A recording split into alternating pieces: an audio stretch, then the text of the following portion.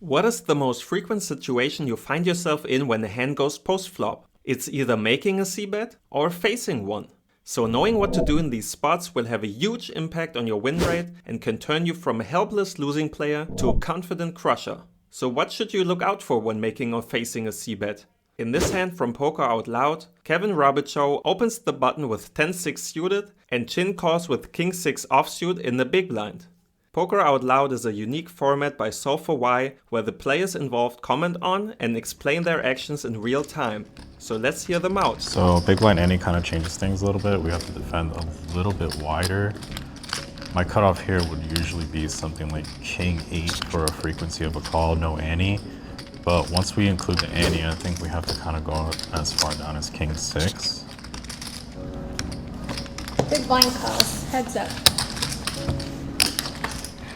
Triple wheel's generally going to be a little bit better for me. We do have some donk leading here, but with our exact hand, it doesn't really function too well. But I think we probably want like King Clubs 4, something like that. It does have pretty good future street, and we can't really necessarily check call or check raise. So maybe it is a hand that could consider leading. So maybe I do want some leads here. I think I'm gonna roll a frequency for a lead here. Pot is 65. I think I'm gonna roll 50-50 lead. Let's roll it. Okay, so we roll check. Facing the open, Chin correctly figures that the antes that are in play widen his calling range in the big blind so that he is able to call his King-6 off, which wouldn't be the case in a non-ante game. The flop comes Ace-Deuce-5 suited, and Chin does think about leading for a minute, but eventually decides to check. And according to the GTO Wizard's solution, the big blind actually doesn't have any leads. So the action is on Kevin. Watch out for 3 interesting thoughts he expresses and which lead him to making his decision about c-betting. So facing big blind, it's another board that I should probably bet at high frequency, although with my wider range on the button, I think it's reasonable to play some checks on the board with the 2 low cards against the big blind. Christian's going to have a lot more of the weak pairs and like connected stuff to the wheel on this board.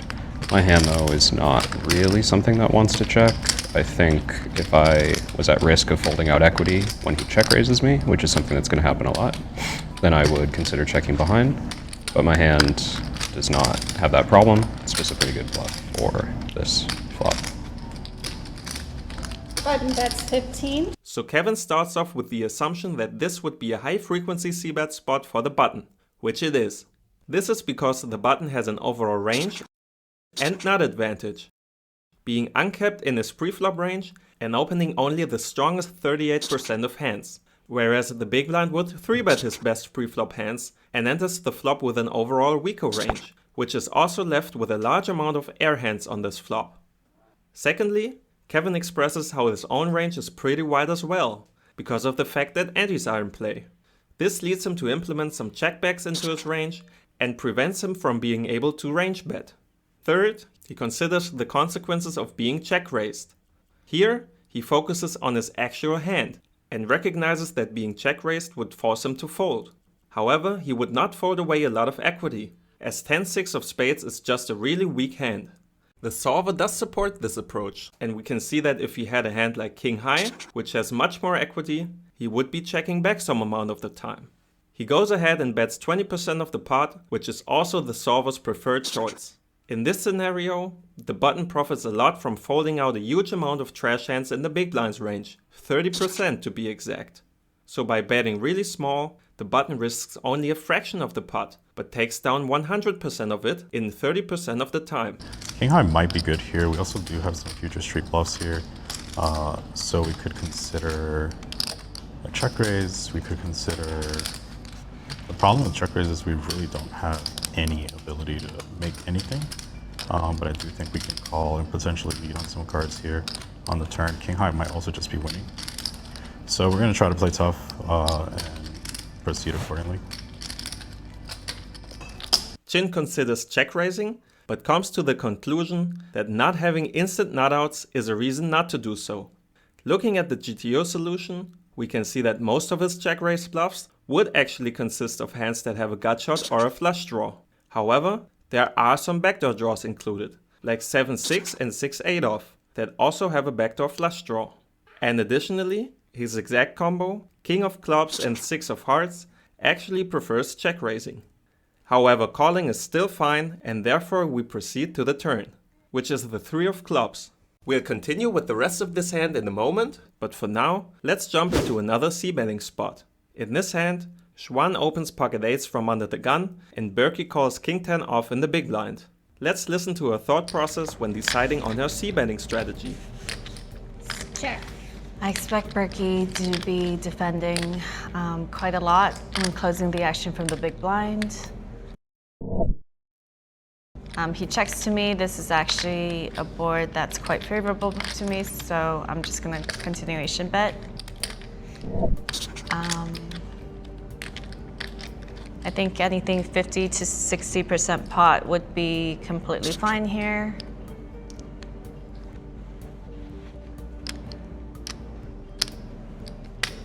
So that's 45.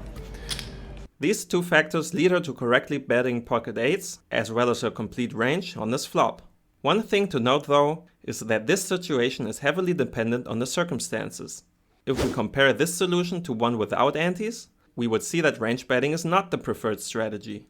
Here, the big blind's range would be a lot tighter and therefore fold less often against the c-bet, which in turn gives the imposition player less of an incentive to c-bet frequently, since taking down the pot simply happens way less often.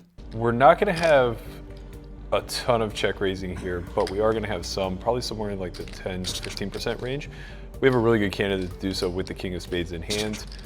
I think we're going to follow through on that.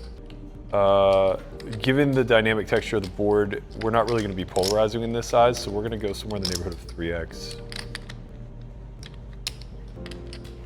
So Berkey pretty much nails this spot and makes a good check raise with the correct combo, which means the action is back on Xuan. If you want to learn more about optimizing your c-betting and increasing your win rate, I have collaborated with Solve for Why and created a 3-part video series about frameworks that help you make the correct c-betting decision in any spot, which has just been released on their site. By subscribing to Solve for Why TV, not only do you get access to this 3-part series, but also all other courses that have been released on their site. You will also be able to watch 8 and potentially more seasons of Poker Out Loud and have access to the newly implemented Range Viewer, as well as much more educational poker content. So if you want to try it out, you can do so with a 14-day trial. Simply go through the link in the description and you'll also support this channel with no additional cost for you. It helps me make more of these videos for you for free, so it's much appreciated. I think Berkey's check raise actually indicates a lot of strength against our UTG Open. He definitely has a lot of combo draws that we do beat at the moment, but I don't think we can continue to play another 2 streets with our hand.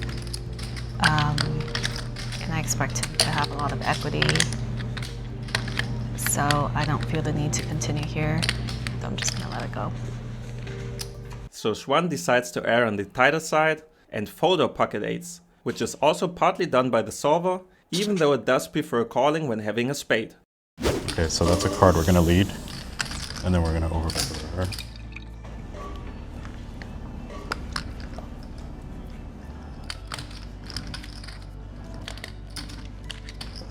Big blind, that's 35.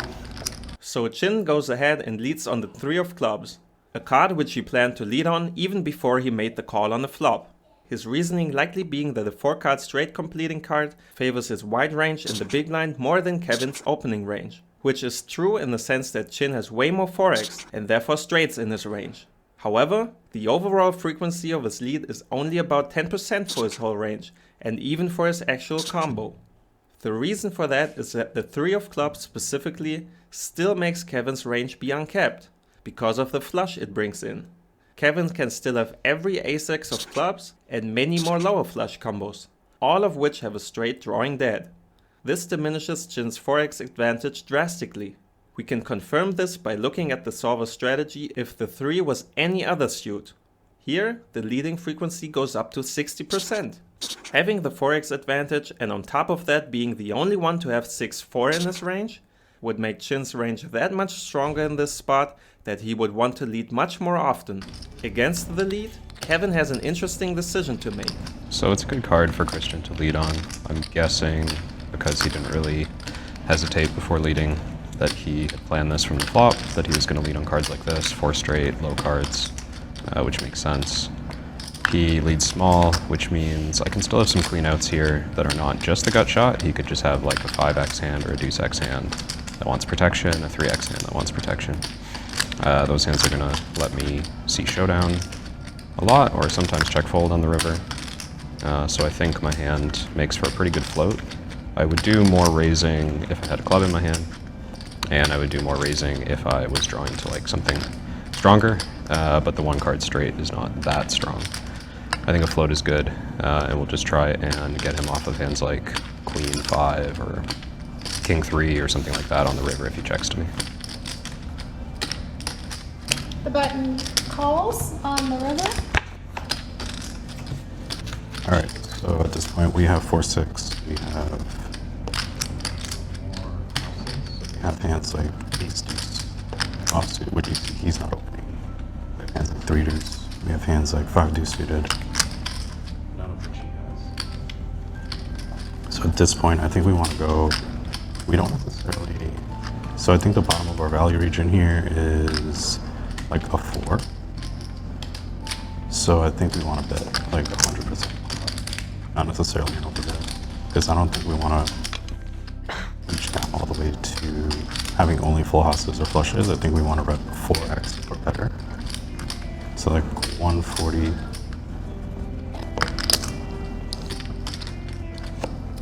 Big blind bets 140. Kevin expects Chin to be able to make a lead with a lot of weaker pairs that like to protect against his wide c-betting range on the flop, which again would be the case on a 3 of any other suit.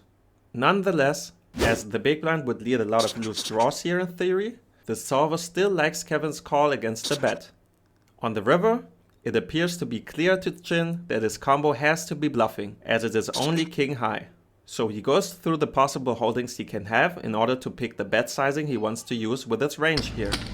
So, not a lot to talk about with my hand specifically. When he bets 140, I think he's representing a 4, possibly a deuce for a thin value bet, maybe some weaker flushes. I do think he would go for some check raises on the river with the better parts of his range, because when check 2, I will bet an ace for value.